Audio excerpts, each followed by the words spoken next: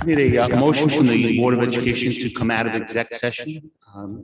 Motion made by Mike Cicernia, seconded by Stephanie Volpe. Okay, all in favor? Opposed? Motion's carried. We're now in open session. If you could please rise for the pledge and stand for the moment of silent meditation. Pledge allegiance to the flag of the United States of America, to the republic which stands one nation under God, indivisible.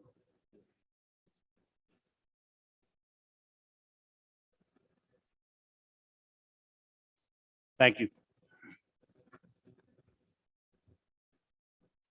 Okay, I'm going to turn it over to our clerk. We're going to appoint our ex officio student board members who are both here tonight. So if our Alyssa and Matthew, if you could just join Ms. Gloria over there, she's going to read your oath and swear you in.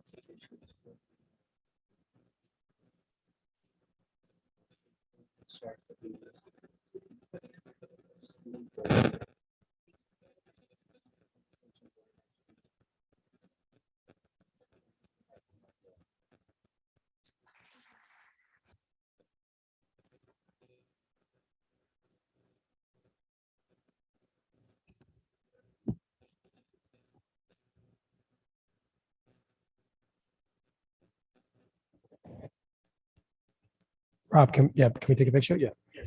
We're actually going to take a picture with the student board members. Guys can come around.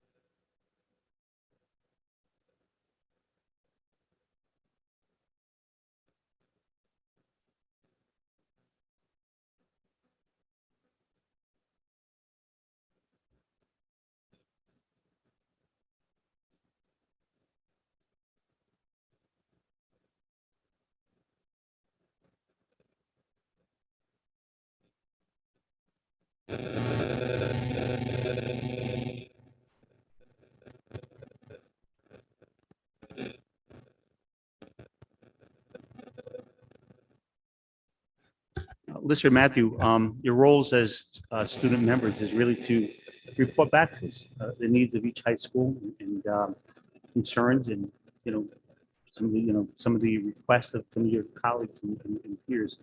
By all means, we'll give you time at every meeting to be able to report back to us as you feel confident. Congratulations. Yeah, you might get a question or two from me every once in a while too. All right. The superintendent's report. Thank you so much. Appreciate that. I do want to let the folks who are here and those at home recognize you don't have to change the channel. You're not in a time warp or anything like that. This is the Sachem boardroom as it has been reconstructed by our own maintenance staff. I hope you can see it all from online on the computer. We have new technology in the room as well. Really excited to update this facility as much as we could. And as I said to our maintenance guys today, I actually invited them to the meeting. They said, no, thanks. We're too busy working on other projects already. I mean, I literally saw them finish here and in another building later in that day. So really amazing work that they've done for us, for the community's room, the boardroom. And I really thank them. We're going to have to start doing some work on the hallways and things like that around here. As you know, in your home, you always start to, as you improve one area, you start to look to improve another area. But they did an exceptional job. Our own gentleman did this, Mr. Renda as well, with the technology, so folks can see the behind us, the flat screens, which we waited a long time for, but well worth it. And then obviously flat screens on the sides and the back as well, so you can refer to those as opposed to having to look up here. So I want to commend them, certainly really proud of the work that they did and thank them for the improvements here. Secondly, I do want to talk a little bit about, before I talk about the start of the school year, I want to talk about summer for a moment. Our summer school and our work with our kids over the summer, now that that's come to an end. We had 683 kids successfully complete our summer enrichment program, which is fantastic. This was a program that was no cost to the community, thanks to, again, federal grants. We had 164 students receive credit during the summer in the credit recovery program. That's 164 more students that were able to move forward in their studies thanks to the summer work.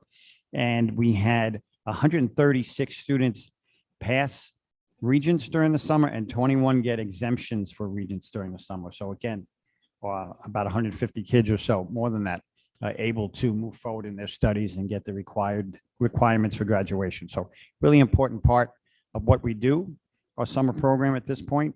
And Scope runs that program for us. They did a little poll of parents. Over 95% felt it was a good to outstanding program. So Mrs. Hines does a lot of that heavy lifting for us. Thank you so much, Mrs. Hines, and all that work that went behind that. Tracy Wilson, also with our summer program, did an exceptional job. I'm sure I'm leaving people out, but I want to thank them for their work. The teachers that came in during the summer and our folks that work there, really important. So thank you. And that leads me, of course, to the start of the new year. We have a successful start to the new year in schools. I visited 4 schools yesterday and was at Cayuga for a little bit. Really enjoyed my time there. What an incredible staff getting our little kiddies off the buses into the schools. Some upset youngsters leaving mom and dad for the first time in kindergarten and things like that. And the way Mr. Wells got literally down on one knee at one point talking with kids, and his staff taking kids in by the hands, and the way they have that planned out, and the little tags on each kid with their name and their teacher, and we spin them around, get them going in the right direction, and just really neat. And just the haircuts and the sneakers and the backpacks and the pretty dresses and things, just beautiful. And I always enjoy opening day, because to me, it's like opening day, almost like baseball. It's a fresh start once again. In schools, we get a fresh start every single year. We get to start over. We turn that page, and no matter what happened last year, I get a new shot at it this year. And we want to make sure our kids grab that opportunity and work to the best of their ability. So we do have a very successful start to our 9-period day in the secondary schools. I will admit that we've struggled with transportation. Transportation's always been a struggle outset of each school year. That's not just something that happens in Sachem, it happens in many places. This year, it's compounded by the fact that there is a school bus driver shortage. There's a shortage in, unfortunately, a lot of areas in terms of districts struggling with getting staff in. We continue to work through that. We have our teachers. We are working on trying to get aides in and TAs in. And I know I actually asked you this today, Kristen, if parents out there watching this want to apply for a position, they can do that online, right? Through our postings on our website. Absolutely. All you need to do is go on to sachem.edu underneath the personnel's page, and there are links to OLAS. So we need aides and hall monitors and TAs and the like. So yes, please, members of the community, Sachem family, want to apply to help us out and help out the community and start a great career, please feel free to do that. And if anyone needs any help with that, please give a call to the personnel office at 471-1309 or 1310. So I'm going to just touch base on transportation again, because it's that important to us. Each year, transportation at the outset can be a struggle as we have new drivers each year, new routes, new staff. That was compounded this year because we added a 9-period day, which impacted every single school in terms of the times and start times and the bus start times and travel and picking up and dropping off. So that was obviously a struggle. It's a struggle every year in every district, again, not exclusive to Sachem. We got better at it today. I spoke to Mr. Savone, who's our transportation director, and I asked him that we make sure we get better at it tomorrow and better at it the next day and better at it each day going forward. So I know we had fewer issues today. We're going to continue to work through that. There were pictures sent to me of kids full of buses full of kids and things like that. Today, we sent the second bus for that route. So I know we are responding case by case. I know it's frustrating sometimes to get through for parents, but there is a process and we need to work through that. And that actually reminds me of something in terms of a parent concern process. Parents often call board members, they'll email the board, they'll email me, call me immediately whenever there is an issue. And I think we'd be best served if we worked through a chain of command, so to speak. So if there's an issue with a child in school and has something to do with your school and your teacher, certainly you should start with your teacher. You could then move on to a principal if there was a continued concern, district office after that, perhaps myself finally after that, and then the board obviously is always here for the community in terms of email, in terms of communicating some concerns. But let's try to follow through that pattern so that we can get the right people to support you. I will say something that's really been unsettling these past few days, and that is reports from my own staff. Young lady that works in my office, Randy, who is a spectacular person, being cursed at the last 2 days by people who have called my office to complain about things. And she doesn't deserve that. Nobody in this family deserves that. And so I'm going to ask that stop immediately. Principals calling me that they got cursed at by parents the past few days because of concerns they had about transportation or anything. God bless. I care about every one of these kids like they're my kid, and I know everybody else does that as well. That is not how we are going to get things done when we are that aggressive in terms of trying to solve our issues. We have to come together as a family. We have a family, we go through that chain. I'm desperate to know that your child is safe and where they're supposed to be, just as you are. But I received many emails this weekend demanding that I call people immediately, demanding that I have meetings immediately. I had people show up here, just show up and demand that they get to meet with this person and that person. This is an office. We have 12,000 kids. Our transportation department is transporting 12,000 students when we include our public and private and parochial students. Many special education students as well. We have to work together to get through these things. But the anger I don't understand of late. I can understand frustration, and we have to work through that. We have to do better. And I tell my folks that every day, and I say that myself as well. When we did our opening kickoff this year, I told our teachers, I'm going to challenge us to be great. Because if we're going to be a great district, then each and every one of us has to be great ourselves, including me and everyone else that works in this district. But I need some help on that other end as well, that we work together as a family in talking to one another and working with one another. And I know we can do that. I know we can do that. So I'm going to, that's kind of a personal appeal to everybody, that we work together in a way in which we can work together and not raise that level, so to speak, immediately. So I appreciate that. So transportation, I'll go back to. We did have to change all the school programs and bell schedules because of our 9-period day. That impacted our elementary schools as well. As we mentioned before, we are short some drivers at Town and We that does a lot of our runs. We have new people doing those runs. Our enrollment went up from August 1 to September 1 by 200 people, 200 kids from August 1 to September 1. All of those needed to be placed. They all need to be put in schools. They all need to be put on routes. That's not that simple. So things changed last minute. And that's what caused some of our issues here. So we'll continue to work at this. We'll continue to get better. I will insist that we do that. I insist that you hold me accountable, and we will hold people accountable to get better as well. But those are some of the issues that we are facing now, and some of the reasons why we're facing them. I'm going to move on now to some more interesting or important news. Our parent workshop series, a flyer went out from Mrs. Hines' office today. This went out in School Messenger to all of our community, our schools, our parents. We are going to continue our parent workshop series. September 14th is our first parent workshop. It is in person. It is at East High School. It is unfortunately about a serious, important topic, and that is security. And we have Cliff Lent, a retired detective who has worked with us before, who's coming out of retirement, he moved out of state, but still willing to come back to Sachem to have a conversation with us to help prepare us, unfortunately, for active shooter and active threat seminar. So something that was asked for, something that's important at East High School next Wednesday at 6 p.m. in the East High School auditorium, live. Cliff will be there providing some really important information. He's done that. And this is, Patty, a conversation that he does or has about not just school settings, but other settings as well, right? Yes, he'll talk about when you go to a movie theater, when you go to a shopping mall, when you with your children, when you sit down in a restaurant, things to look for, and just be prepared. So not just the school setting, but helping us in the community as well. Thank you. We're going to follow it up with a bullying and social media awareness presentation featuring Ryan's story. That's in October. And again, last year we ended up having to cancel poor Mr. Wells. We appreciate him. And we're going to bring him back to talk about social media as a parent. So that's our parent workshop series. You should have gotten that email. If you didn't, please contact our schools and we'll make sure that you're on the email list to getting what it is that you are indeed supposed to get. I think I covered pretty much everything I wanted to discuss. I do want to add as a final piece of our superintendent's report. Tonight, our architect is here, Mr. John Grillo, and he's going to talk with us about a potential opportunity for us to save some money in terms of our an EPC, an energy performance contract. John, you want to come up and we'll begin that part? Thank you. Actually, if you give me 1 second, any questions, concerns, anything else, Mr. Scavo? Just, does anybody have any questions from the board? You know, just two things that if you could just touch upon. I have just one request. I know it's come to me several times that, you know, we're having difficulty finding non-instructional positions, we're having difficulty finding TAs and aides, custodial subs, security subs.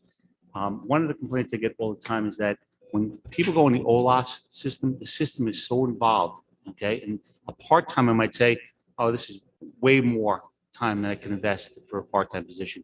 Is there any way that we could simplify the process for non-instructional staff to kind of expedite the process a little bit faster, maybe attract, you know, more people, qualified people that don't want to spend 2 or 3 hours on OLAS uploading, downloading and all the stuff that has to happen? So in addition, can you hear me okay? Yes. So in addition to OLAS, we also have a professional application, which anyone can find online on the personnel page. You can download it, print it out, and send it into the district to drop it off, if that's easier for you. Okay, is that something that we could advertise? Because, you know, I know sometimes on our websites, it takes me 10 minutes to find a calendar, you know, I have to search it and then find last year's. If we could maybe make that more easily accessible, I think that, you know, we may get, you know, attract more candidates for positions, but it's just a suggestion. It's not a directive. Yep, we will definitely follow up with that. Kristen, let's make that note and we'll contact our folks there to highlight that piece. No problem. And the only other thing I want to add, and I don't want to add to the superintendent's report, but Dr. Peltieri, maybe you could just touch upon I know we had some complaints about UPK sections. The board was, you know, we received $1.8 million for UPK full day. We didn't want to really leave any money on the table. We wanted to create as many sections and opportunities for children. You know, we added 2 sections of 20 kids or 40 additional students. Is that correct? The classes are 18 each, and we added one last week, one additional last week. And a week or two before Before we that, added another yes. one. So about Yes. 36. So I know there was some confusion about staffing, as Dr. Pelletary said. Just like there's a shortage of bus drivers, there's a shortage of teachers as well. So bad that in some states they've actually gone to a 4-day education week. Don't get any idea, kids. We're not going for that. But the thing is, like I said, with UPK, I understand that we have substitute teachers in there right now just to get things up and running until we could hire full-time staff.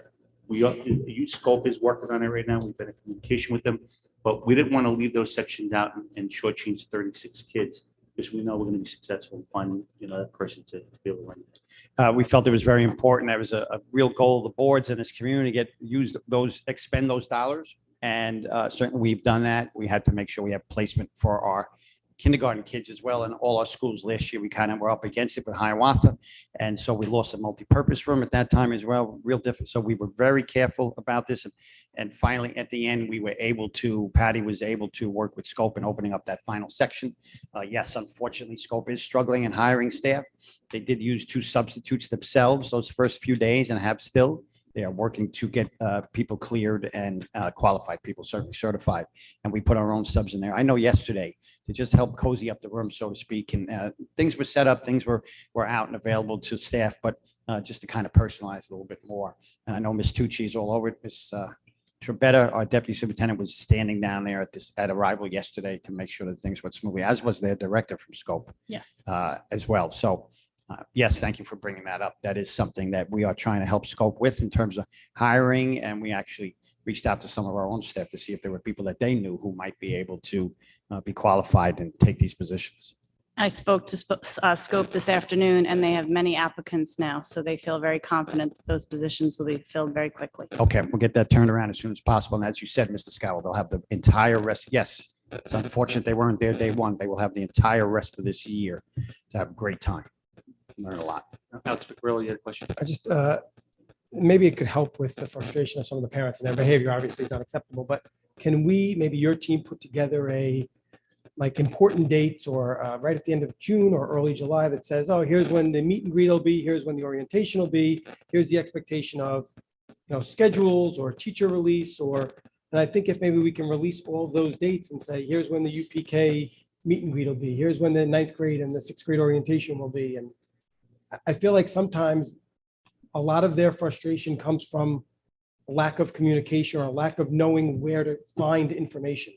And if we can maybe put it out and be proactive before it gets to that boiling point, maybe that will help something in the future. I appreciate that. Ms. Trombetta has done a fantastic job in update. Chris McCarra, who works in our office, works closely with Scope. They've done a fantastic job in bringing that system forward and did a lot of things I think this year were positive. And those are great ideas as well in terms of getting that information out.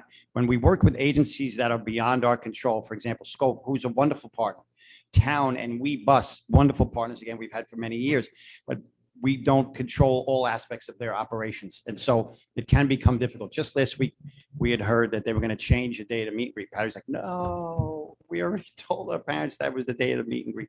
So we've had those conversations, again, great conversations. They're very willing partners and work closely with us. But as you said, we'll continue to try and do that. I just had a meeting with some parents tonight and I talked about communication.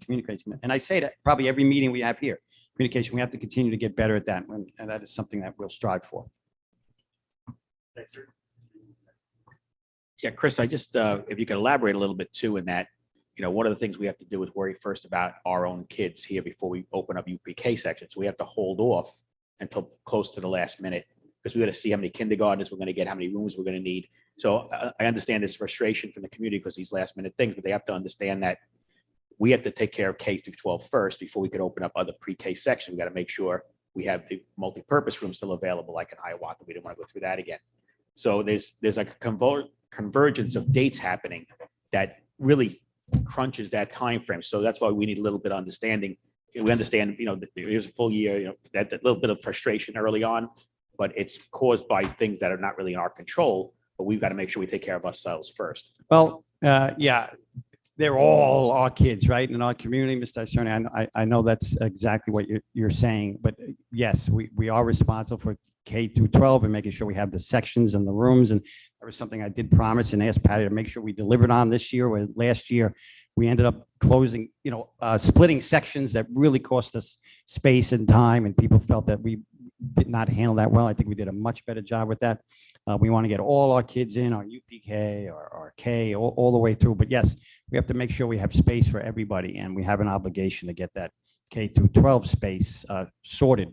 We were able to do that, and that's why we were able to add that last section there. But a lot of times things are certainly beyond our control when there are those frustrations. Ms. Colby? So I think Scope is a great partner, but is there, if parents are running into frustration, is there a proper chain of command for them to go through with that? That was my first Yes. question. And then I have a second question. Go ahead Okay, and so let me answer that one. Should they be calling Scope first, Mrs. Kraus, or should they be coming to you, Patty, first? They should be calling my office to get the direct answer. And if we don't know it, then we'll certainly reach out to Scope to find out. But this way that it's coming, they're getting the same message from all of us. Okay, Anything so- UPK is Trombetta. Okay. And then my second was kind of what Alex is saying. We do get a lot of frustration, and I know as a high school parent, I get frustrated as well. Because we do think everything is last minute, but then we also don't see behind the scenes where you're, down to the last wire. Like you just said, was it August 1st to September Yes. 1st, 200 new students? Yes. So where do the 200 new students go? And then you have, you think you're settled, and then, in the middle of August, all of a sudden you have this influx of more students. So there is a lot of behind the scenes, but I think that we also as a board and administration have to start working on making things a little better. I had a conversation with a guidance counselor at North that had a wonderful suggestion from their own school district where the kids pick what they're going to want the following year. And then they plug kids in and they say, okay, we're not telling you what period your lunch period is. We're not telling you what period you're having all these classes, but these are the classes that you're going to be in next year. We haven't plugged them into where they're going to be. And these are the classes you'll be in. The child signs off on it. When the child signs off on those are your classes, there's no changing it. And I think it makes things a lot easier because I personally, my son's schedule was all jumbled and messed up. And we release those schedules Friday at 3:00 when we know nobody's going to be there. And then you have a bunch of kids, whether you have the kind of kid that broods over it over the entire weekend, or you have the kind of kid that's like, it'll get taken care of on Monday. But then we also all forget that Monday morning, each guidance counselor is coming in to 8,000 emails, 400 phone calls. And now our children actually have the ability to email their own guidance counselor. So you have all these emails coming from parents, you have all these emails coming from students. And when do you have the time to read every email, let alone get a solution to every problem? Because you set things out there Friday at 3:00 and now you're coming into them on a Monday. So we have to really look at that piece too, because I think it's unfair to our guidance department to do anything like that. And I think there's also a lot of solutions that our own guidance counselors can bring to us in ideas that they have that can help make that situation a lot better. Mrs. Volpe, thank you very much. I would agree. I think we have a similar system in place in terms of the creation of the programs. However, that last piece there, again, that's something that I've spoken to Dr. Miller about in terms of almost literally a roadshow, him meeting with, and I know that began day one on September 1, where he met with all the counseling staff and started to collect some of these ideas. And yes, from our staff itself, we can learn a lot from the professionals we have here and see where there's opportunities for growth and improvement. And one more question, and I don't think you're going to be able to answer this right away, but is it in our high schools, are our high schools just too big that we couldn't dedicate certain lunch periods? I mean, to have second period lunch, that's what my son ended up with. He's a 3-sport athlete. He cannot eat at 8:00 in the morning and then not again for the whole day. So that was one thing that we had to change. And I just think anybody getting second period lunch, I mean, I know I wouldn't be able to eat breakfast at home, then leave an hour and a half later, go eat my lunch, and then go the entire day until the end of the day and maybe, have a snack in my backpack and hope it's still good.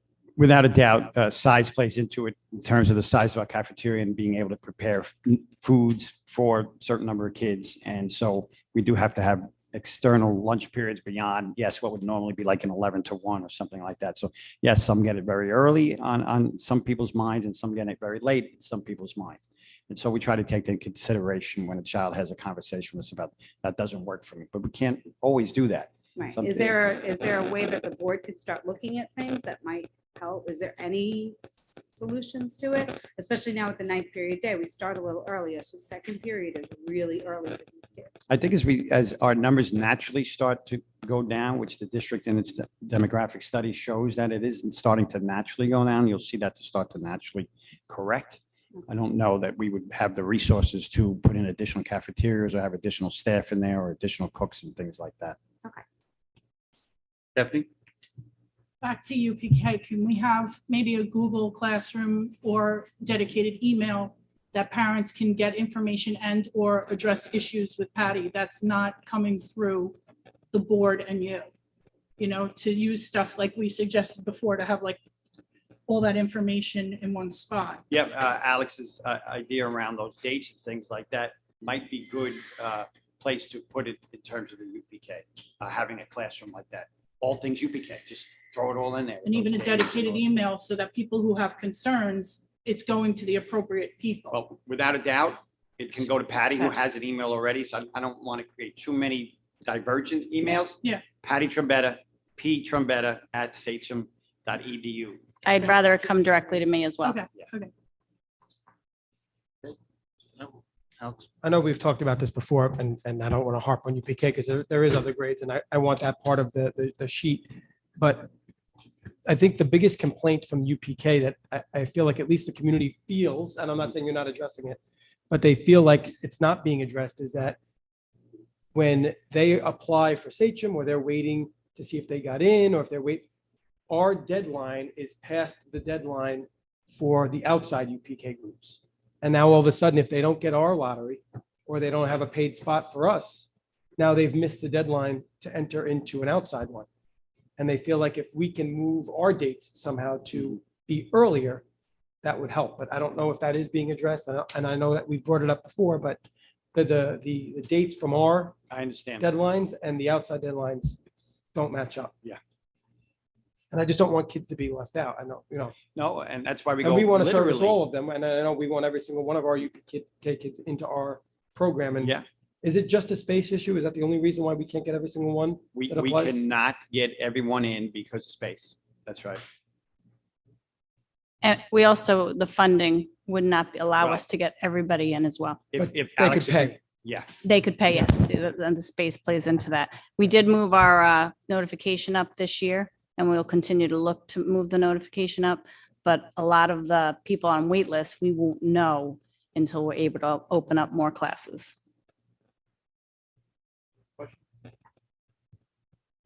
Thank you, Dr. Pelletieri.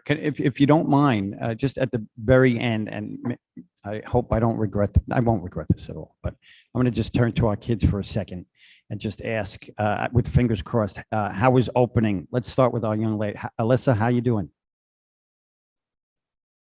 It was good. Okay, thank you very much, Alyssa. I have to memorize you guys' names now. Matthew, Alyssa, I'm kidding. Do you want to, what school are you at, Alyssa, by the way? Sachem East. You're not at someone else's East. You're at Sachem East. I like how you said that. Yeah, Sachem East. Say that proud. Are you on any sports or teams or anything else? Theater? What do you do? Nothing? Just student government. Just student governments. That's pretty important. What is your role in student government? President. President. You might want to start with that next time. That's pretty good. That's pretty impressive. How did you get elected? Me and my friend ran together, but I Oh, okay. She's VP? Yeah. But you get to be on the board.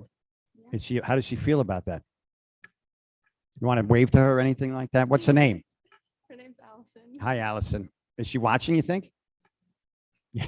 Yeah, probably. All right. Congratulations. And thank you for being a part of it. And Sachem East was okay first few days? Yeah. All right. Good. Good. Yeah. We're working on a tone in that building. I'll be honest with you. Concerned a little bit how school ended last year. Did you feel that, sense that? Yes, I did. And what did you feel or sense this year? It's definitely already safer with the IDs and stuff. Time. Yeah, we instituted some safety policies, and one of those things, and Mr. Cerny sitting right next to you was one of the leaders and helped draft that policy. And so far as making sure all 6 through 12 students wear their ID at all times. And I understand some of our kids were already gotten, not in trouble, but need to be reminded, right? That they have to have their, have you forgotten yours yet? No, not yet. Okay, it's 2 days, right? What's your trick to not forget? I tied it to my backpack. You tie it to yourself? To my backpack. Oh, okay. Yes. All right. Tie it to your friend. Yeah. She's always hanging out with you. Alyssa, thank you so much. Thank you. Mr. Antonetti's going to give you $5 tomorrow, I bet.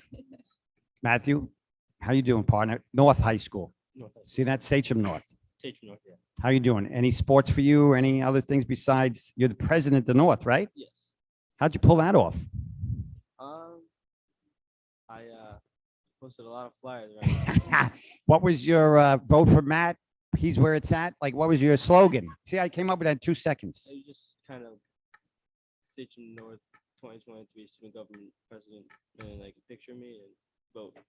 Wow, that you went right. You went right to it. Like no fluff. No, yeah. Exactly. I think that worked. Yeah. Obviously, you're sitting here. That's great. A lot of people too. Just every day. Are you a popular young man? Is that why you won? You think, is it a popularity contest, or did you say I'm going to do something? I really want to do something. I felt I had a good chance of winning. I just told a lot of people. What do you want to do, Matthew? Make this year just a lot of fun, since this is one of our school years this is my first school year. Seems like it's going to be pretty normal since 9th grade. When I came You're into 9th saying grade, it. obviously, You're saying it. Yeah. COVID hit in March. and then 10th grade was the remote, and then 11th grade was more normal. But As we moved along, right? Yeah, Then this year we're finally bringing back our homecoming dance, which is very exciting. very exciting. You have a date picked out yet? October 7th, right before the. Oh, no, I mean, a date of the, like you know, I do not. I do not. Okay. No. all right. You're the president. Remember that. You're the president. So That's we'll right. try to work that out with you. Well, thank you very much. How is the tone in North first few days? It was good. Everyone seems excited to be back. Yeah, Yeah. yeah, we're really excited to have everybody back. And I'm so happy you guys are here. It really lends a great idea for me in terms of just bouncing some things off for you guys. So every once in a while, I may throw you some questions, but be prepared. All right, because you speak for 2,000 kids, both of you. That means a lot.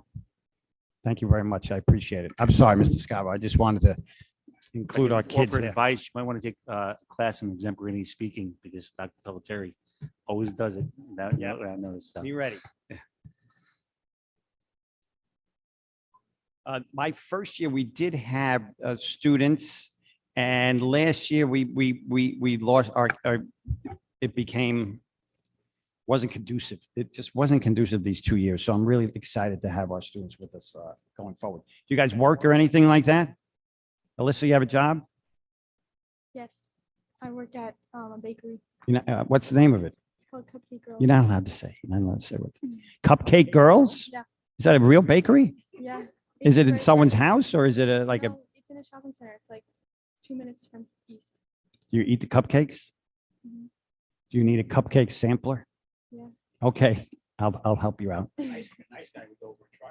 Yeah, yeah. I got to look it up. I'm not familiar with it. Have you heard of this, Patty? Patty, I go to Patty for all my references for In the food. KK shopping lot. See, Patty knew. Yeah. Okay, Matthew, what do you do? Yes, I have a job. I work at Dick's Sporting Goods in Patrick. Oh my gosh, that's awesome. Can you give me a discount? My son plays hockey. I need a Whatever you discount. need, Yeah, thank you so much. I'm just kidding, by the way. So, you guys are going to be able to make the meetings? Like, are you clearing your Wednesdays from the cupcake shop and from Dick's? Yeah. Yes. Okay, yeah, because I know we did run into that with a few kids over the years, right? People got to work and so they ran into some Wednesday difficulties. So if you can keep Wednesdays clear, we'll see you. Okay, you're going to be back next Wednesday? See that? I like how you both pause. It's not next Wednesday, it's the following Wednesday. Very good. Thank you. So it brings us to, before we bring our architect up, we need a motion to approve the minutes from August 10th and 24th. Motion, Ms. Volpe, second by Ms. Cerny. Any questions about the minutes? All in favor? Opposed? Motion's carried. So Dr. Pelletieri, actually. Yeah, without further ado, Mr. Grillo, I apologize for my delay there, but thank you so much for joining us tonight. Sachem alum, by the way. Sachem alum, Mr. Grillo. Thank you. Are we all 86? Good evening. Patty, You're not you going just to ask shouted me that him many out? questions, are you? No, sir. I'm Okay. going to, well, you might get some questions, but Not that many, though. they'll pertain to this. Good evening, everybody. My name is John Grillo. I'm the district architect, and I wanted to briefly walk you through the potential of an energy conservation plan. Energy performance contract is just another way for school districts to address capital projects and capital needs. The old-fashioned way is in the May budget, roof, windows, doors, community approves the spending of the funds, and we address the capital project. An energy performance contract, the benefits are there is no upfront capital outlay. We want to make sure that the project, for the life of the project, that has to pay for itself in 18 years or less, is cash positive.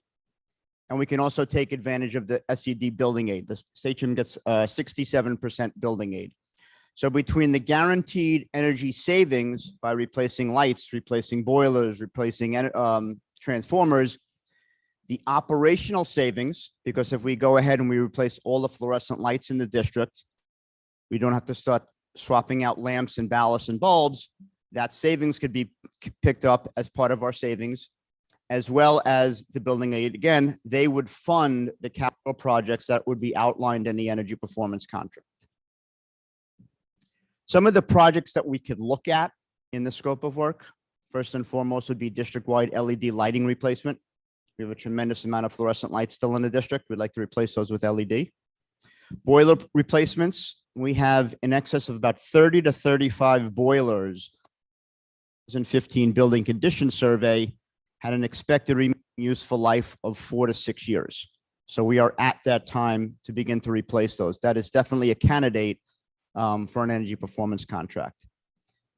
The big one I want to talk about in a couple of seconds is photovoltaics, green energy, solar on roofs, as well as the possibility of solar carports.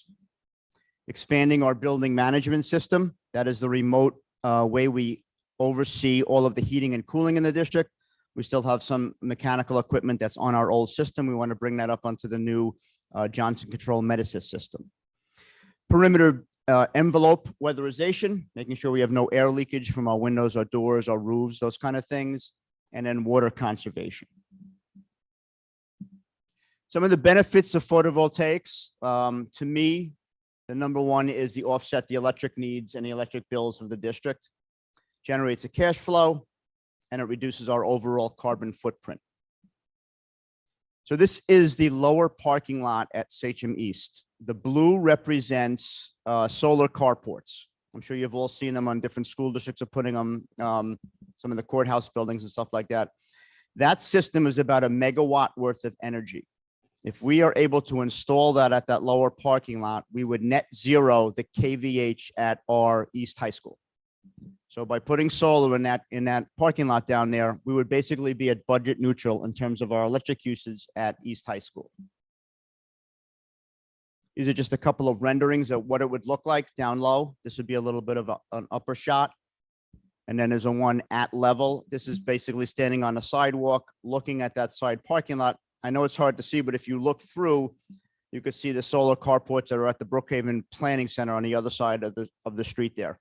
They're in the background. At Sachem North, up in the main lot right off Smith, again, we'd put recommend about 900 kW solar carports there, and we would net zero Sachem North in terms of electric. And then another rendering of what the carports would look like. These are just some examples of roof-mounted PV systems that we've put on across the island.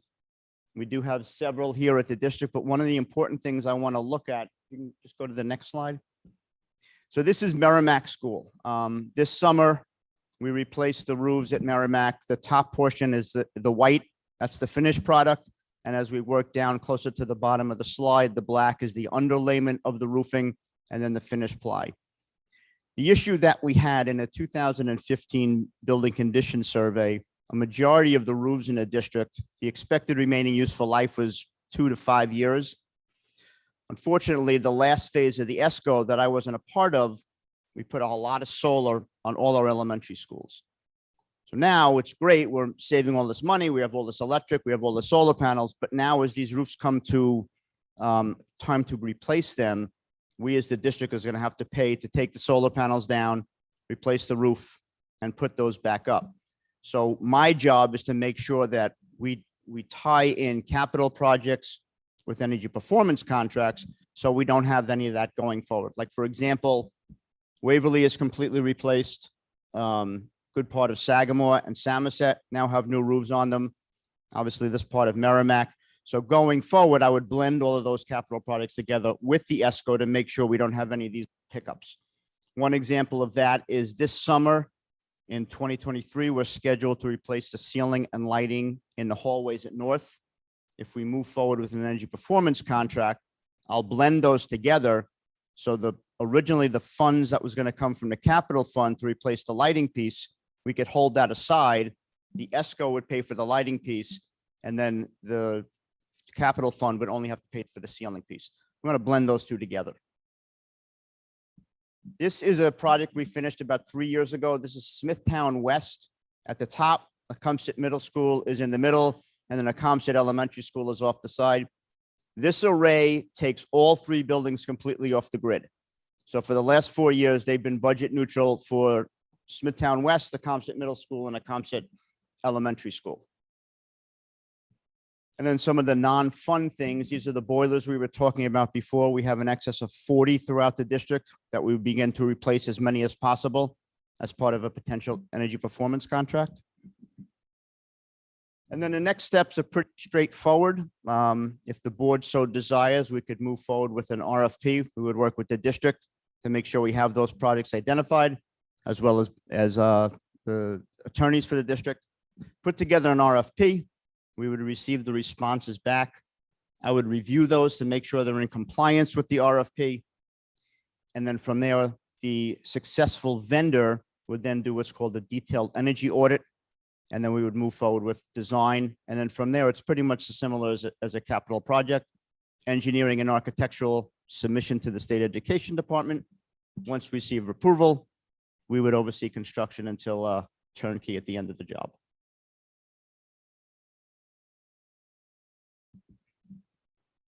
Thank you, John. I'm going to open it to questions to the Board of Education. Mr. Grillo? Allison, can you please go back to the slide that had all like the list of all the projects? It was like the second slide, maybe? I also want to just jump in. Ms. Sarakis is with us, right? She's zooming in right now. So she's there. So if there are questions in terms of Ms. Sarakis, please feel free. Mr. Grillo, is it your recommendation that we do all of this at once? So what's different with a capital project versus an ESCO? So if we were going to renovate this room, I know we talked about that earlier. In a capital project, we would specify the type of ceiling, the lighting, the flooring, the paint color, all of that stuff. The bidders would bid on the same set of plans and specs. In an energy performance contract, we would recommend those 6, plus others. We would sit with Ryan and the maintenance department to go through any other items that we could potentially do that would save energy. But at the end of the day, the RFP coming back from the different vendors might not include all 6 of those. They might have those 6 plus 2 more. They may say, if you do more lights, you could do more boilers, or you could do more lights, maybe you do more solar. From there, we would then take a look and see what is the best interest of the district in terms of addressing those needs as possible, some other needs that they find when they go through the RFP process. And just so I heard you clear, you said that the difference between this and a capital improvement is there is no monetary layout from the district. Correct. So this might be a really stupid question, but there's any downside at all to doing this? No. I mean, the district has done them in the past. I think 2 phases ago, the district, they wound up, the end user company didn't meet the need in terms of the guaranteed energy savings. They actually wrote a check back to the district for the difference in the two things. Thank you, John. Ms. Volpe? On one of the slides, it said building aid, you had said building aid 67%, but the slide said 76. So is that correct or? It's 66%. And I double checked that with Michelle. Okay.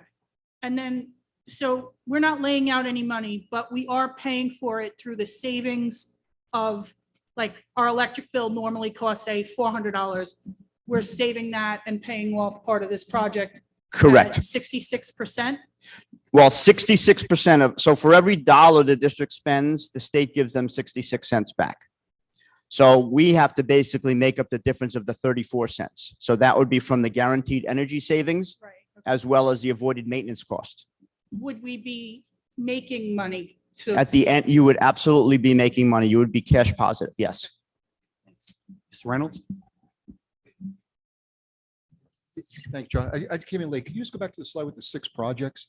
Just for clarification, expanding on existing BMS and building envelope weatherization. What exactly is that? So the The other building, ones are the pretty building clear. management system is kind of the web-based system that oversees all of the Univent. So for example, this is a newer Univent. It's tied. We can remotely watch to make sure it turns on and off and saves energy that way. And then the building envelope weatherization. Making sure your doors, your windows don't have air leakage, seepage around the perimeters. Perfect, thank you. State attorney? Yeah, John, just to be clear, so the PV, let's talk PV first. Obviously, nighttime, not a sunny day, bad weather, we're on the utility, right? So this is only when it's a sunny day out, we're off the grid in essence, right? What's the life expectancy of the panels? So the warranty on a panel is 25 years and the inverters, which change from DC to is 10 years. 10 years. And you know what the disposal costs are going to be estimated at the end of 25 years? We're starting to look at some of that. I mean, I'm reading about that. But I don't have a number on that exactly right now. Would that be, maybe you don't know, would that be an aidable expense at the end of this life of these panels? That's a great question because there's no district yet that's outlived that 25 years. Right. So I could find out from the state education department that if we go to replace solar, all the wiring's still there. Technically, we're only replacing the panels. Right. That is a great question, but I could ask. I would be interested in that. Sure. Add that to the legislative committee's job if it's not. There you go. Make that definitely aidable. Last question. Well, most of the savings is obviously taking out the fluorescent magnetic ballast combinations and putting LED. So the proposal is going to be to do that across the district to maximize that benefit. That's really the payback, right? Yeah, that's the quick payback. Right. Because when you look at boilers, the boiler payback, as even if they're 30 years old, the efficiency of the older boilers in this, it's not Very that small. great. Right, very small. It's maybe it goes from 80% to 84%, 86%. So the payback on a boiler alone might be 80 years, where the lamp and ballast could be 3 years. 3, yeah, right, 3. Meredith? So I was kind of thinking along the lines of Alex, like there's always a downside to everything. So there's got to be a downside. There's got to be something that I'm not seeing because it seems like it's like really so great, but there's always something. Meredith, the twice cup- tonight, by the cup way. is half full, not half. I haven't had any. I mean, we've done dozens and dozens of them, and I've never had a district say, I mean, at the worst case, we get all new free lighting and we get all new free solar at the worst case scenario. But at the end of the job, you'll be well into the 7 figures in terms of energy savings in the black at the end of the 18 Electric years. cars sounded like this great, wonderful thing to everybody until somebody needed a $23,000 battery change. I saw that. So I'm just trying to figure out, like, I don't want us, because there's things that we've done at East years ago that we thought were wonderful. And right now we're looking to correct them. I don't want to see us be in that position years down the road. There's also no, there's no negative like health effects from these things being over the parking lots. Are they going to take up extra room? Are we going to have to reconfigure busing and all that? They would go in between the parking stalls. The other thing I'm looking at, because I brought this up in another district this morning, is now with this push for electric buses, can we tie in the charging stations of the buses into the solar carports? So that's an email I put out to the state education department today. I saw them like, the big pillars at North, Mhm. and I'm pretty well acquainted with the parking at North and with the, traveling in and dropping your kid off, picking up. Is that going to really affect us? Is it going to make pick up, drop off a little bit more of a nightmare than it already is? It wouldn't affect the layout there. We would make sure that it fits in accordance, so we don't want to lose any parking spots. We don't want to such, making rows smaller, parking spots smaller, anything like that. So we would, the whole space would be surveyed and we would lay it out before we actually put shovel into the ground. And Meredith, I'll just jump in. I've seen these before in many districts, as Mr. Grillo said, positive outcomes. And to the extent where literally sometimes you get handed a check if what was promised isn't seen. Matthew Bauman? I was just curious if when the technology changes, and it's going to change within 25 years, what's the process? Like if there's better equipment out there, like does it get changed out? Or- Can I get back to you in 24 years? Yes. Thank you. The steel will still be there, that we know. I'm going to do Ms. Picarella and then we'll come back. John, I don't know if Meredith's thinking this or not, but do you know if we approve it, let's say tonight, what is the timeline to get all of this done? So to put together the RFP is probably going to take 3 or 4 weeks. I'd have to work with the attorney and the district. Then usually it's going to be out available for review for probably 4 to 6 weeks. So say we get responses by the end of October, hopefully present it, if we get favorable responses, go through the interview process, make a recommendation, perhaps at the November board meeting, let's say. We would want to have the whole package up to the state by mid to late spring. And then right now, the architects and engineers are running between 8 and 10 weeks. Project managers a little far behind them. So let's see, 4 months. So by this time next year, we'd have SED approval. And then the first thing we would do is start on a lighting replacement at night. Come in at night, when the kids aren't around, hit 3, 4 classrooms a night, that kind of thing. It could be a year or two if we Yeah. get all of it done. Yeah, I would say Just start to curious finish, about- probably 3 years at least. Thanks. Stephanie? The guaranteed return, the people giving us the check back potentially if we don't meet the goal. Yep. Who is that? That is the company that does the installation. If So- they go out of business, we've had this happen with East, and we can't, who would guarantee that return if we don't have a business to go to? The nice thing about an energy performance contract is all of these companies are Fortune 500 companies, the Honeywells, the Amorescos, Johnson Control. I mean, I don't see any of them going out of business. I mean, those are the big players. They're not just a general contractor, an electrical contractor. So they can fund the entire project. And they're, fully bonded and everything like that. John, in the past, weren't these guarantees insured? Weren't they bonded and insured so that if you didn't meet the minimum, it was paid out by? It comes from the installation contractor, and they're on the hook for that. And then once the project is fully done, they're required to do what's called M&V, measurement and verification, to make sure everything they said in the RFP process 3 years later still holds true. Meredith? So just two more questions. This Sure. doesn't involve us getting a bond in any way. We're not taking money out of our pockets to do anything. No, correct. Okay. And then the other question is this solely a board decision or does the public have input? It is not required for a public vote. Could we ask for that? You could get for a vote. If you actually go for a public vote, you get an additional 10%. I personally have never done an ESCO that we've waited for a public vote. We get additional. You'll get an 10% additional 10% aid. refunded by, By the, yeah, so we get 10% more by welcoming our public to have input on this. correct. So how do we do that? Well, you only said two questions, but Yeah. no, the board would have to decide whether or not we want to put it out. And obviously, our next public vote would be in May, unless we had a special election, but that would end up costing us Right, that would cost too much. $80,000. So we would have to wait until May. And if timeline is not good, I mean, rebates coming back sometimes, or have a window, I believe, where you may, the board's got to pick and choose if they want to do that. Certainly, we could offer informational sessions where community members can come and ask questions, an open forum, and provide feedback that can help steer the project. But it really comes down to a board decision as to whether or not you want to put it out to public vote. But it doesn't need public vote. This will be the third energy performance contract that I've sat in on. We've gotten windmills and, all kinds of stuff. In fact, one of the sessions, we received a check from LIPA at the time. It was a $250,000, check from them for conserving energy. So it really comes down to a board decision as to, do we want to get the 10% back and wait till May, or is it better suited to do it sooner and maybe take advantage of getting it done faster? Could you say, in your opinion, if you feel like the 10% additional that we'd get from having our public involved would be equivalent to the savings we would have lost by waiting until May? May's not that far away. It's not that far away. I mean, it is a good question. It definitely pushes back. Obviously, the timeline gets pushed back 10 months.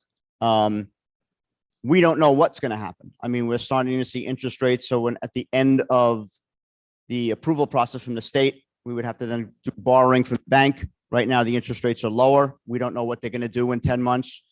Plus, you don't do that until after SED approval. So if we don't get it up to the state to like 18 months, by waiting the 10 months, did we lose the difference in the interest rate going up? I mean, we're kind of guessing a little bit at that point. Who's paying interest and who's borrowing? We have to still borrow money from the bank. And then all of those savings offsets the bank cost. So there's a cost to us. There's an interest rate cost to us. But that would be the principal and interest payment is paid for by the ESCO. Say, Cerny, do you have a question? Yeah, John, do they have to post a performance bond as part of the RFP? They do. They do, okay. And back to PVs again. There's no battery storage or anything like that, right? So it's very expensive. It's a little bit different for schools and other buildings. They are starting to look at that, and the numbers are starting to come down. So as we get further into the process, maybe in a year or so, there could be potential for battery storage. I'm just concerned about the energy of battery storage being on the school premises. That's all. So right now, there's none. You're not proposing any. No, and it's not, the technology is not really there yet for schools. What is the actual mechanism for switching between the panels and the utility? I mean, is that part of the BMS is looking at how much energy is coming off that panel versus what utility and The inverter would do that in terms of the DC to Yeah. AC. The BMS is more on the mechanical side, heating and cooling. but it's an automated thing. Correct. Our Oh, yeah, people- yeah. We don't help people to be out there going, oh, how much is coming off the No, panels? it's not like versus-" the old gas and oil boilers. We had to Right. physically go and change it from gas to oil. So that would be an automated Correct. process, that no manpower. involved Correct. in that. Do the panels have to be cleaned regularly? Other than natural rain cleaning? Usually the rainwater clears them. If one is broken, I mean, they should, especially if they're on the roofs and you can see it and one gets broken, it can reduce the overall performance. You want to make sure that those are changed. But we make sure we have extra panels as part of the project. So you take attic stocks. of Correct. panels.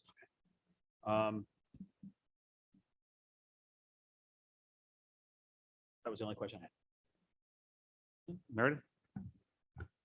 This project will help us to get heat pumps for our pools as well. Well, right now you have cogen at east and north for your reheating the boiler water at the two pools. You want to look at, in terms of heat pumps, you're not talking about geothermal, are you? Well, so a heat pump is a more efficient way to. Correct. To Correct. heat a pool. Correct. We have huge pools and I don't think we're heating them the most efficient way possible. So I was speaking with the director of facilities when we were taking a tour through East and asking if there were heat pumps that available. And there was something with the boilers that we have. There was Correct. new technology that we could get involved. And I was wondering if this is that new technology. and It's if definitely something we can look into because I think in the last phase or the phase before, they put in a cogen at north and east to heat the pool, to heat the pool water. So we could definitely look at that. Absolutely. Okay, thanks. Any other questions on the side? Just, John, just a quick question. Without having battery on premise, obviously we can't bank kilowatts. So the advantage of if we were to put the batteries on campus, store energy, Well, would that pay for itself by being able to, to bank? well, if we do make more energy than we needed, it'll be converted into money that we can use to offset the cost on that. And if you spend it, let's say at North, we make all our money and then some, you can actually use that money at other buildings in the district to pay down the electric bill. So at this particular point in time, questions for Michelle, as far as how we proceed with the funding or borrowing to be able to do this. And then, and second thing is, as a board, do we want to give direction to go ahead with an RFP, at least developing the plans and presenting back to the board as to, what's being proposed in detail. So it's really what it comes down to. Do you mind if we just ask, can we zoom Michelle in for a second? And just ask her, does she want to provide us with any information? She's on Zoom. I don't know if you can see her. I don't know if she wants to be seen. She's not feeling well. That's why. Can you hear me? Can you hear me?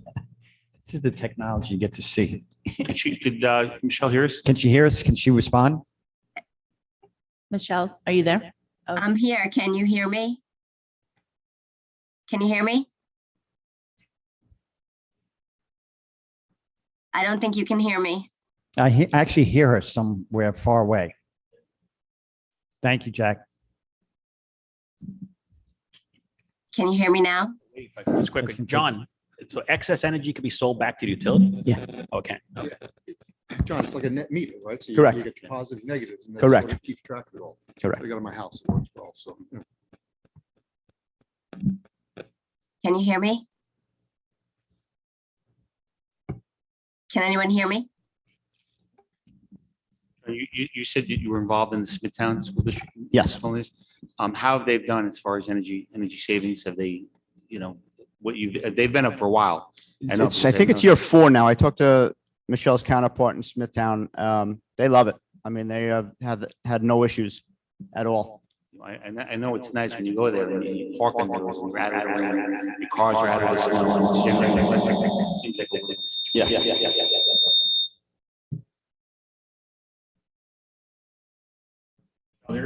Michelle, are you there? I'm here. Can you hear me? Yeah, just barely. We'll have to work that piece out. But go ahead, Michelle. Anything you want to add? So just to piggyback on what John was saying, I mean, he did a great job. He covered all areas. It's not working. Oh, Okay. sorry.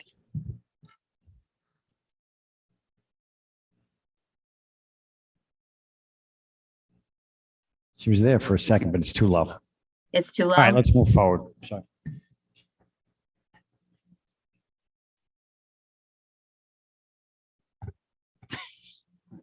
So how do we want to proceed? I mean, every energy performance contract that we've done, and John, we've used, what was the last company we used? You remember? Is that ECG? Is that a company that you'd be considering moving forward, or? Oh, They basically do what I do. We would do it. Yeah. Oh, we would do Yeah, that? absolutely. Okay. So I'm guessing you're not recommending that then? Okay. Stephanie? Do we have current bills that we could show the community what we're spending, what we would save if we did this, and possibly the profit, if there was profit? Sure. I could look it back. That I'll work with Michelle when she gets back. So at this particular time, do we want to give direction? Does the board feel comfortable giving direction to our architect to be able to move forward with this and at least start the process so that we can go ahead and not spend 10 months, yeah. Is there anybody that is opposed to it? Begin the RFP, begin the planning process, and then report back to us. I guess once it's presented to, I guess you present it to the state and then come back to us, or you present it to us first and then present it to The RFP itself? Yeah. I would get it to you guys first to take a look at. Absolutely. So if we agree to this now, then there's no community input? Is that what we're saying? Well, it comes down to is whether or not you want to spend 18 months, okay, or do we want to just do community So I'd forums? I'd love to know the difference between Sure. if we wait the 10 months and if we get community input, because community input is the most important part. Sure. And We could still get community input. that's what I The just question- said. I yeah. said, does that mean we're not getting community input? So, so the question is, we have. I hate we the have shell a- game. a Always board- playing that shell game. We always, I want the community to be able to input. So I just said, if we are going to say yes right now, do we then not have the opportunity to go with the community input and the extra 10% savings? Well, if you start the RFP process now and move forward that, you really want to, it's either got to be, you're going to wait for a separate vote, whether it's going to be May or a separate vote. I would recommend May then, or move forward without the community vote. You could have community input and talk about the whole Right, process. two different things, right? Correct. Community input or community vote. So community input, we could have an evening where we dedicate time to discussing the RFP and the proposals. And as Stephanie said, we could bring forward Cost some of the bills and savings and things like that and get input from the community.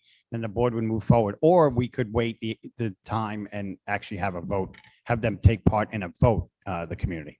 So what I've done in the past was once we finish the RFP process, we get the successful vendor in, we have them make a presentation at a board meeting with the community involved, and they can go through the project in detail. Each of it's called FIMS, Facility Improvement Measures, each one of them, how much it'll save, what's the overall payback.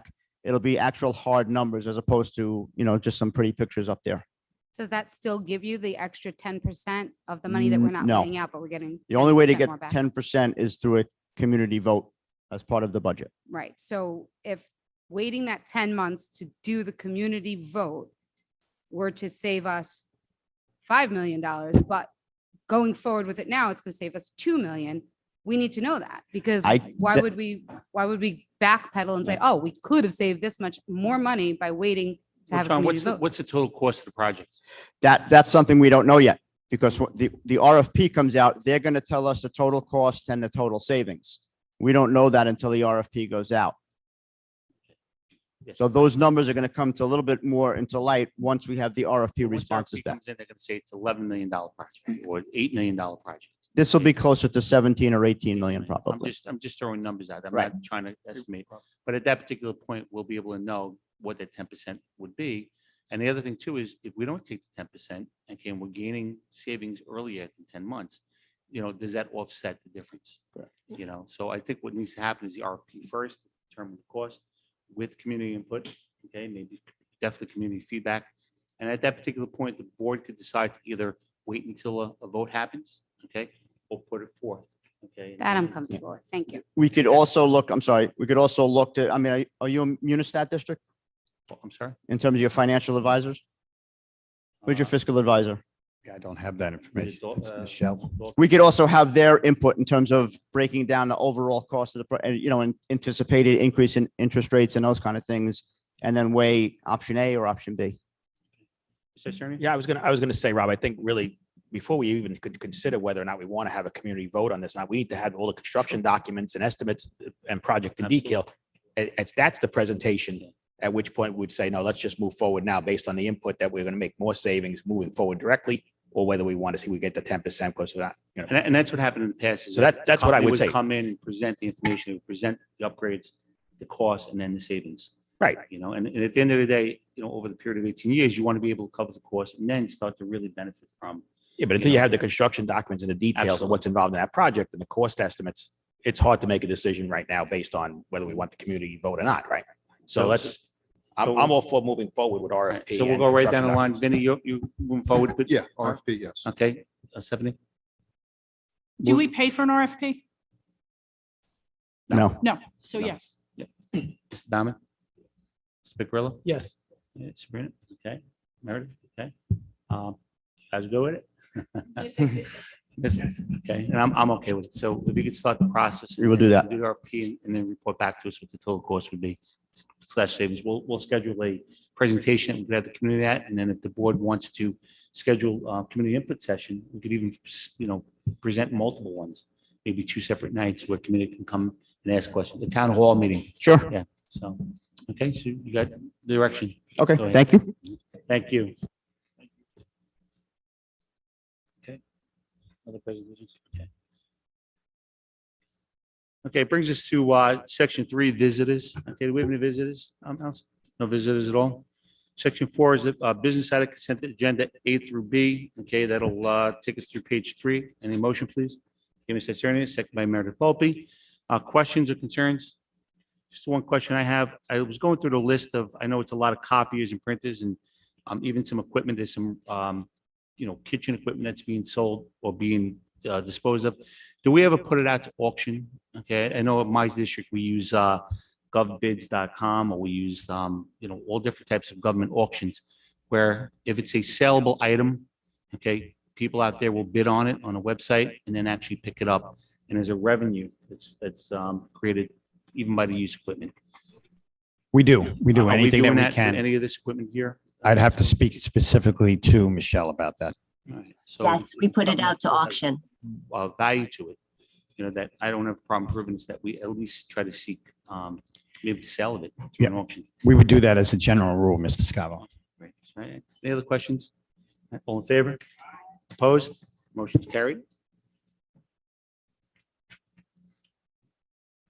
Okay, it brings us to item 5. We have consent agenda for teachers, personnel. It's going to bring us consent agenda A through V. That will bring us to page 13. Any motion, please? Ms. Isernia, second. Okay, Ms. Picarillo. Questions or concerns? All in favor? Opposed? Motion's carried. Mr. Scavo? Yes. Just want to take a moment to recognize some new hires we had as teachers and teacher assistants, both probationary and leaves this year, and welcome them to the Sachem family, hoping that the start of the school year has been wonderful for them. Is anybody in the audience? Is that Heather? Yes, Okay. yes, we have our, yeah, go ahead. Okay, although not in the teacher section, today we have Heather Stump joining us. Heather has been a long time educator here in the district at Seneca Middle School and a chairperson, a leader in her field. She has taken over as a leave replacement assistant principal, working with Ms. Salvia and Dr. Affendu at Seneca. She was approved at our last board meeting, but we wanted to officially welcome her during this agenda tonight. Welcome, Heather.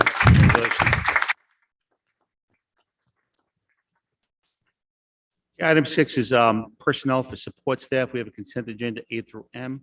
That'll bring us to page 19. Any motion, please? All right, Mrs. Baumann, second by Mr. Picarillo. Questions or concerns? All in favor? Opposed? Motion's carried. Also, just an interjection here, we had folks who retired on this agenda. We had Mr. Ferrara, one of our custodians who recently retired from Hiawatha. Winona, classroom 8, Susan Semestis, who's been with us for approximately 13 years, and Dionista Trow in East, who was a food service worker. Congratulations.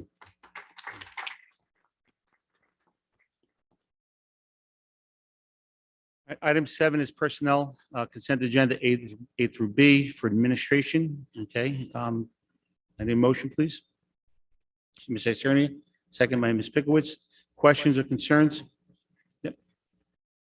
Dr. Pelletier, can you just talk about letter B and what type of work this is and how people are chosen for it? Sure. The records management officer is a position we've had in Sachem for several years now. Kristen?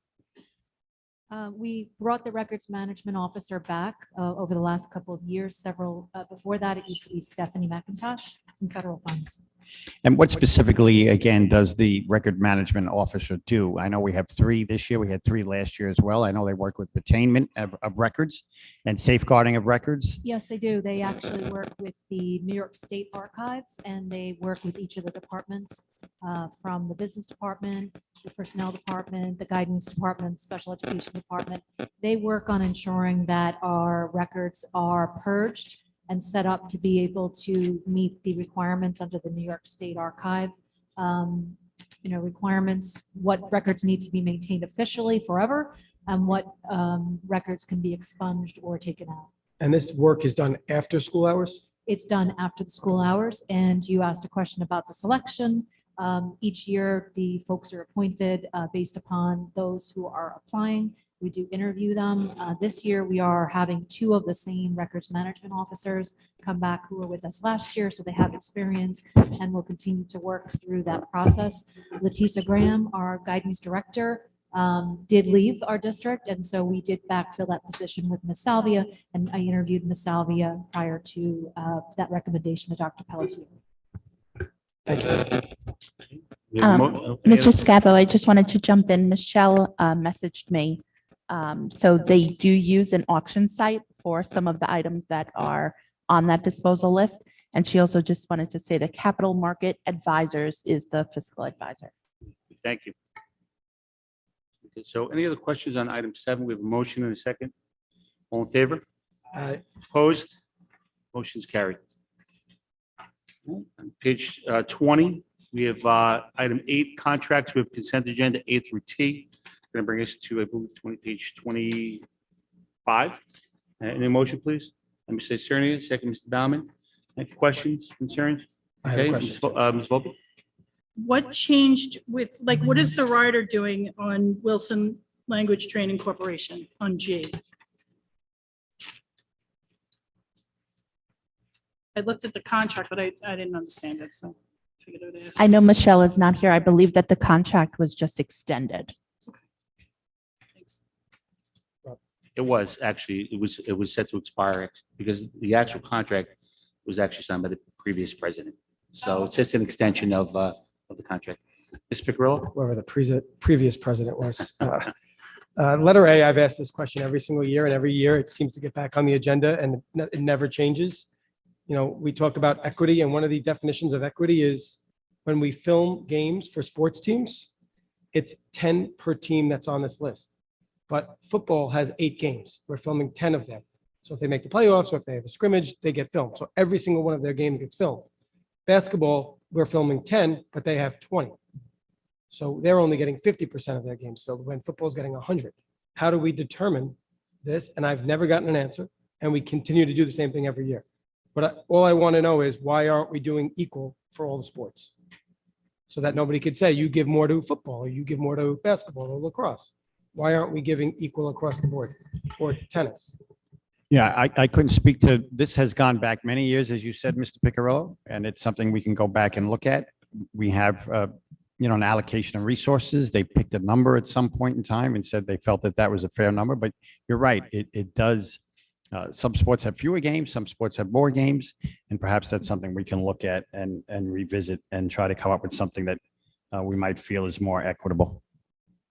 I mean, something that we might want to consider is the number of total spots. So if one sporting event uses 6 and we have 4 additional spots, we can maybe, utilize that credit for a sport that maybe does have 20 games. You could also do something along the lines of, we're going to film 60% of everybody's sports. So for me, that's X number, but for basketball, it's another Yeah, number. so my question is, why should basketball have to, let's say, do fundraising and have to pay for their own video guy for half their games when we're paying for 100% of football? And I'm not saying we shouldn't. Understood. What I'm saying is, if we do for one, we should be doing for all of them. Okay. That's what I'm saying. Well, then the question is, how did they come up with the contract? Were all the different sports groups interviewed or asked, what are your interests? What do you need? Do we have that requirements? To Rob, to your point, is this sort of an enterprise that Sachem can get credits per game, right? So I think in the next RFP, we should probably put out a number of. instead of just slots. renewing the same contract So- every year. it's Well, a we matter could, of purpose, if right? you want, we could pull this now and then work Oh, on it now. The only thing we're pulling it now is that. Football has a we're game gonna- on Friday. I don't Yeah, want, we- I don't yeah. want We to. may sure change it, but Something to we think have the about. ability to amend this contract at any time. If we need to extend it, Yeah. okay, to do additional, things, or if all, hopefully our football teams go past 8 games, we're hopeful for that, but if we paid for 10, Yeah. can we, and they don't go past 8 games, we utilize those 4. A credit for another Yeah. sport. Yeah. So that's something that we, think of, but the contract, I would approve it tonight, and then with the understanding that we may have to modify it no different than we did the Wilson that. and things like that. Yep. All Good. right, everybody okay with that? Okay, so we have a motion and a second on item 8 contracts. All in favor? Opposed? Motion's carried. Brings us to page 25, okay, which is item 9, field trips with a consent agenda A through C. Need a motion, please? Okay, Ms. Sarnia, second by Ms. Picarillo. Questions, concerns? All in favor? Opposed? Motion's carried. Item 10, Committee on Special Education, we have a consent agenda A through B. Any motion, please? Okay, Ms. Volpe, second. Okay, Ms. Volpe, Volpe. Okay, any questions or concerns? All in favor? Opposed? Motion's carried. Item 11, okay, monthly reports. I don't believe we have any monthly reports. I do know that we spent a good part of an hour and 5 minutes in the back room going through applications and really delving into the, candidates. We had tremendous number of applicants, very, very experienced, talented people. It was a difficult task. It's not completed. We are going to go back afterwards because we did run out of time and pick the last committee. But we're going to be looking to put the committee members on the next agenda. I know that we want to give Ms. Flory an opportunity to reach out to people and say, well, I know you applied for this one, but you got your number 2. Are you okay with that? Somebody might say, well, I really want the number 1. I don't want my number 2 choice. So that creates a spot and we might be able to come out and put another person that maybe wasn't selected for committee on. So that's where we're at right now. I don't think there's any committee reports other than the fact that we're going to be looking to get started within the next 2 to 4 weeks with meetings. Absolutely. All right. Closing public comment. Do we have any visitors? Board discussion items? Dr. Pillsbury, I guess it was done earlier. Oh, sure. I'm sorry. The other thing, and I mean, this could also be for future board discussions, also coming up with the charges Mhm. for those committees, that we have to decide what we want each committee to do. So before they meet, or are we gonna have them meet and have some suggestions and then we decide? Once again, I mean, the board can come up with charges. I know that we've discussed a whole bunch with legislative. Actually, that could be an update. It has nothing to do with the committee. But we could talk about the NISBA stuff that just brought to us, that recent news. But what we did last year with the budget advisory is that we went back to the committee and said, listen, the board would like to hear what you like to work on. And one of the things that came out of that was the one-to-one devices. So we might want to wait to have that first meeting, be able to consult with the members of the committee and say, look, this is the chart, this is the function of the committee. Is there anything, brainstorm with some of the members and come back to the board. And at the same time, we could think about charges that we might want to charge the committee with. That Stephanie? was something that was really successful in our district and with administration and with Erin with the grants. I mean, we were able to go, full 1-to-1 for 6 through 12, and then coming down the pike is for the younger kids. I mean, so let the community. Everybody okay with that? Form the committees, have the first meetings, gather some feedback, explain the function. At the same time, the board can put together charges that might be needed. Come back with charges from the board as well to maybe get to it. But I know that we're already, talking about some of the things for our legislative committee to work on. With regards to our legislative committee, just as an update to the community, we did submit 6 different, I think it was 5 or 6 different proposals or resolutions for them to consider. They did select 2 okay, of our proposals. One for the school security training. We partnered up with Smithtown School, with Sayville School District. And actually, they actually accepted it for it to be considered to be voted on by our committee chairperson on I believe it's October 18th, but I'll double check the date on it. The other one was the resolution that was put forth by that consortium of school boards, which was the the ability to use our reserves in place of tax anticipation notes. But I do believe that a lot of the other, from what I heard back from the group that submitted a lot of the resolutions, is that all of them were accepted, okay, to be considered. I think one regarding regions or alternative testing was accepted as well, wasn't it? I don't believe that one was, that was I thought not I saw it on the accepted. list. Now, did you see it on the list? There was other ones that had our name, Yeah, like the we, religious exemption had Yeah. with other schools. so that was one thing that we didn't share with the community either, is that, in the 11th hour, when we submitted the proposal, we got a call back from New York State School Board Association as to, do we want to put our names to, as a group, to be able to be stronger as a large group? And we actually, we supported that. We did that. So we are listed with a lot of other school districts on a lot of those resolutions. Is that right? Yeah, Rob, I guess for a future discussion item, then for the next meeting, we need to, one, decide who we're going to send as our delegate, right? Personally, it should be one of our officers, I think, but that, I guess we should decide that. But also, and this is where I got confused too, Vinny, that list of 40 proposals, halfway through, it tells you these are the ones that aren't accepted in the bottom half. So I did the same thing you did. There's some they didn't accept, but the ones that they did propose for vote, I guess it's the first 24 of them, that some of them have our name on them, but we need to decide as a group if we're going to support them when we send our delegate. So we'll have to go through that booklet for the first 24 that they've selected for a proposal and decide how we're going to present ourselves with our delegate. So let's put that on our next meeting agenda. Yeah, and that's just one avenue, right? I think if we determine as a board that we want the legislative committee to focus on the ones that did not get approved. That's something, I think that's that's something else, still yeah. target, right? So. And Mr. Cerny did get me all excited. He sent me a text saying everything was approved, everything. And then he burst my bubble. Scratch that. I didn't read the midway through. Yeah, but yeah, so we certainly could, charge our committee, our legislative committee, to look at some of those things that maybe didn't get approved, maybe reword them and submit them next year. That's definitely something that we probably should look at doing, because there were some really good resolutions that we put.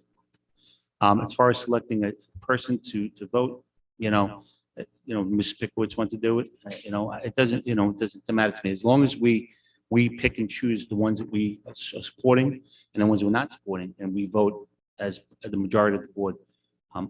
To be honest, I don't have any preference on who does it. I'm just, it's a Zoom meeting. Yeah, absolutely. So, Do I? I told Sabrina we were going to fly her upstate, but I guess that's not happening. Ms. Cerny? No, are we on future items? I got a couple more future items. All right. So board discussion items, nothing, future agenda items. All right, Ms. Cerny? Chris, are we looking at the expansion of the comfort dog program into the middle schools that we currently have at the high schools? That, I mean, you don't have to answer now. I mean, that's just something I Yeah. guess you got to figure out. We had one school reach out to us about it. It didn't gain 4 legs as of yet, but I made myself laugh there. But we haven't had overarching conversations about across the district at the middle school level. No. Now, could you ask them about, can we get a presentation on how it went last year and how many Of kids course. they interacted with that? Ms. Hines, let's add that to our presentation. Everyone's in charge of queen of presentations. So Because I am excited.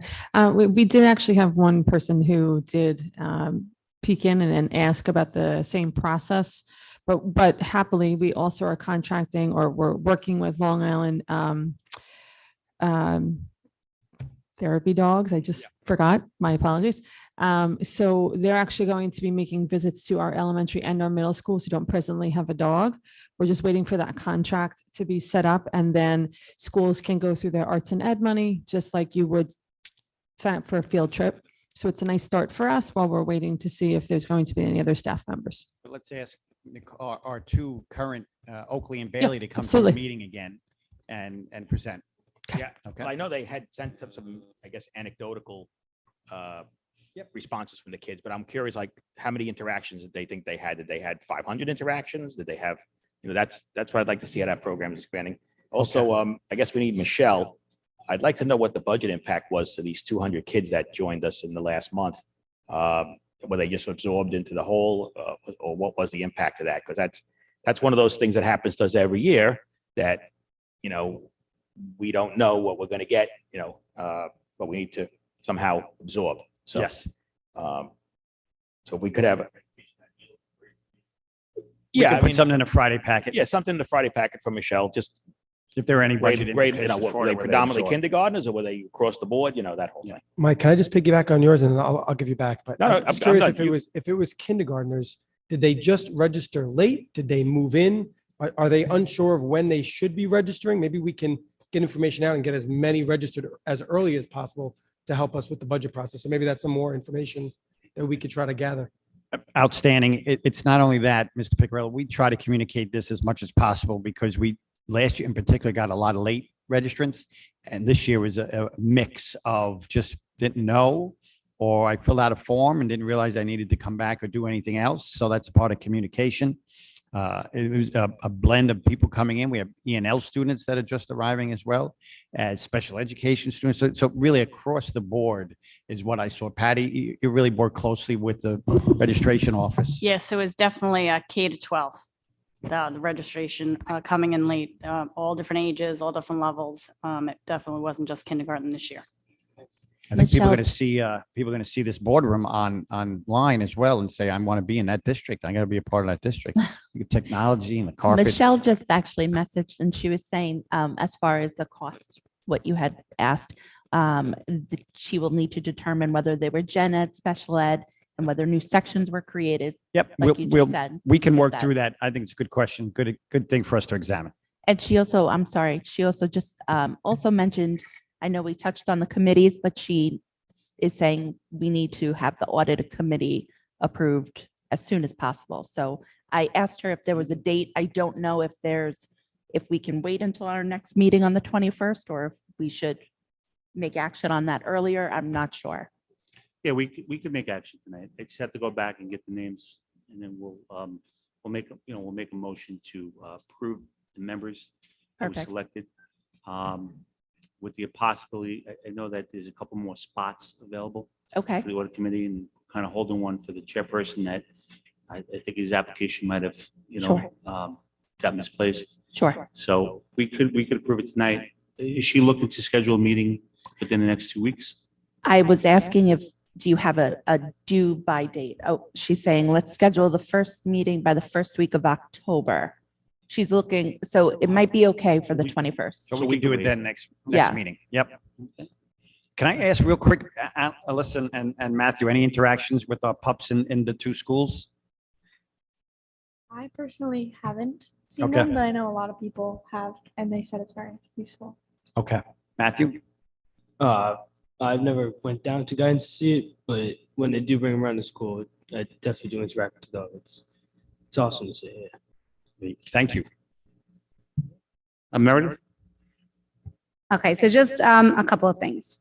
Alex, when you talked about the 10 videos per sport, you also, when you're looking at equity for sports, we only get 4 bus rides. We have 4 away games for football. We only get coaches for 4 games. So they're not coaches, refs. So there's a lot of things that, yes, you guys get a lot more games than football does, but and videoing, I understand, is one of those things that you have to raise the money for the extras. But that's probably where it comes from, is that you have to agree to a number, and there isn't, within these sports, there's never going to be complete equity because basketball and baseball have a whole lot more games than other sports. So that's kind of. But that's controlled by the county. I'm talking about controlling things that we have oversight and control of. Right, but we pay for the buses for the kids to go, to away games.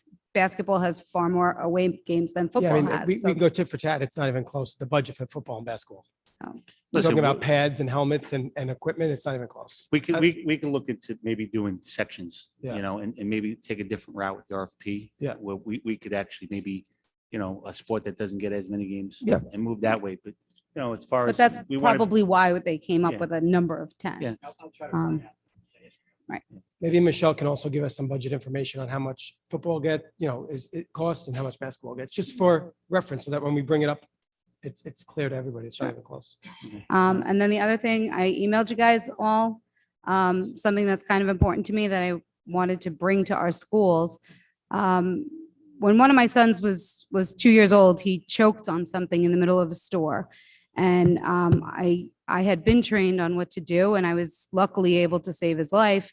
I gave him a Gerber biter biscuit. You would think that that would be safe. He started choking. He turned blue. I was able to dislodge it before the EMTs got there. Choking is something that can affect any one of our children and any one of our staff members.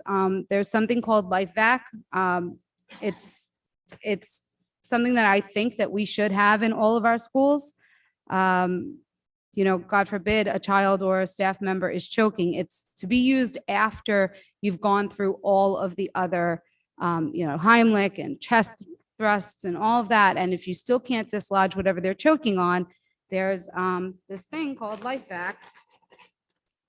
And it comes with, it basically comes with like a mouthpiece, and you put it on and you can get certified very, very easily, and anybody can use it. You can use it on yourself if God forbid you were choking. And it's just something that it has worked 100% of the time. So you get 4 per school. They have a child and an adult face mask with them. If God forbid you ever needed to use it, they will replace the entire thing for free for you for the lifetime. Our special needs communities, our special needs children that wear back braces or sit in wheelchairs, they're a little bit more apt to choke, and they're not as easy to do a Heimlich on. So this is, I think, something that we definitely should have. 50% of the time that people try Heimlich, it doesn't work. 100% of the time that this has been used, it's worked. And it's only to be used after you've tried Heimlich and everything else. Currently, to date, as of yesterday, because it saved another life, it saved 478 people. If we save even one child, it's a pretty scary number. I think there's like 5,000 choking deaths every year. One child dies every 5 days from choking. So having these in the school wouldn't be, it doesn't impact our budget tremendously. I think it's 100. I have to look it up, but I think it's like $100 per $107 kid. each. Yeah. So I don't know why we don't have them, but there's, even EMTs out there will tell you that it's something that they like to have as their last resort. So I don't know what it would take to get them into our schools, if we need a vote, if we need. So why don't we do this? I believe, I'll be honest, I have one at school that I paid for myself in my pocket, only for the reason. Yeah, you that teach culinary, I right? teach culinary arts, and we always have kids eating, it just Right. happens. But it's not a bad idea. The only thing I would like to do is get feedback from our nurses to see whether or not, a lead nurse maybe, to see Absolutely. whether or not we need 4 per school, we get by with 2 per school. Do we have an inventory already? It's my understanding that some of our buildings might already have them. At least it's what I'm hearing, that there might have been donations Okay. of these a couple of years ago. But I don't think it's a bad idea.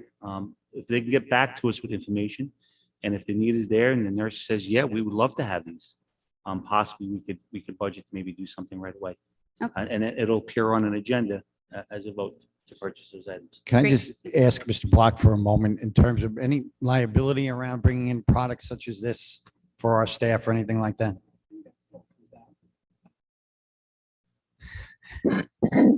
Yeah, it all comes down to the training, right? You have somebody who's trained and equipped to be able to perform it. If you have someone who's performing who's not trained, that's where your liability potentially comes into play. Okay. Thank you. Training's a 3-minute video, and it's available online. If you pretty much could use a plunger in the toilet, you Right. could use. That's exactly- It's really what it comes down to. No, it's not the best analogy, but You're not saying if say we, reverse suction, Mike. if we don't have that, don't use the plunger, right? You're not No, saying don't use the that. plunger. Okay. But they're that easy. I'll get feedback from our folks. Okay, thank you. Any other future discussion items? Ms. Picarella? This past weekend, I was at the Ronkonkoma Street Fair, which was a great job by the Chamber in Ronkonkoma. And Supervisor Ed Romaine from the town of Brookhaven came up to me.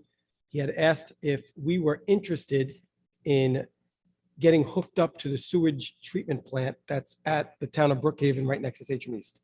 Obviously, I can't say yes or no, but he wants to set up a meeting. Maybe Dr. Pelletieri can have a meeting, or they can gather information, talk about cost. He said that there were grants available. Obviously, there's a cost involved to it, but any decision that we make, obviously, we want input and we want to know costs. So maybe that's something that, you guys can all get together on and figure out. But clean water in the schools is definitely something that, we want. And if it saves us money, or if it's something that we want to, we're talking about improving infrastructure and technology, this could be right down that path.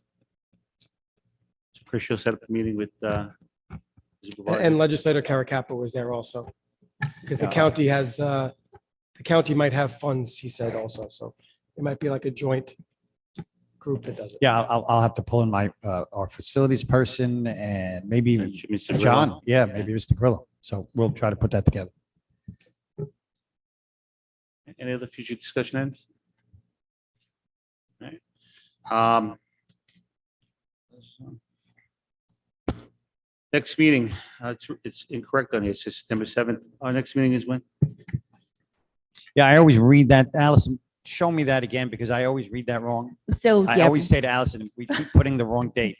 so right on the underneath bottom. where it says next meeting, the September 7th, it's just showing that that item's listed in this meeting. So down a little further, the next regular meeting is Wednesday, Scheduled September September 21st That's how at you read 7 that. PM. There we go. Thank So you, the Allison. Next meeting is September 21st. At this particular time, I need a motion to go into exec session, to discuss negotiations of two different bargaining units and an update on upgrades to our turf fields. From our architect. I need a motion, please. Ms. Isernia, second. Mr. Reynolds, all in favor? Aye. Opposed? Motion's carried. Thank you. So bad.